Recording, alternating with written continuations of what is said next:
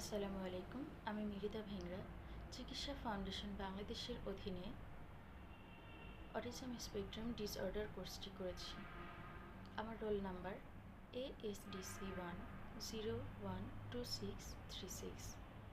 প্রথমে ধন্যবাদ জানাই ডক্টর শরীফ ইসলাম স্যারকে এত সুন্দর করে অটিজম বিষয়ক সকল তথ্য আমাদের বুঝিয়ে দেওয়ার জন্য। আজকে আমি কথা বলবো অটিজম ব্যক্তির রুটিন কেন প্রয়োজন। সাধারণত আমরা জানি অটিজম কোনো রোগ নয়, অটিজম একটি প্রতিবন্ধকতা। অটিজমের প্রধান লক্ষণ এরা অস্থিরতা ও অমনোযোগী স্বভাবের হয়ে থাকে, তাই এদের জন্য রুটিন অত্যন্ত গুরুত্বপূর্ণ ভূমিকা পালন করে। রুটিন অনুযায়ী কাজের ফলে এদের ভয় দূর হয়, মনোযোগ বাড়ে, অস্থিরতা কমে, স্ট্রেস কমে, পরিবেশের সাথে মানিয়ে চলতে পারে, ঘুমের সমস্যা কম হয়, স্বাভাবিক জীবনে ফিরতে পারে। তাই রুটিন অনুযায়ী কাজ করার জন্য তাদের উৎসাহিত করতে হবে।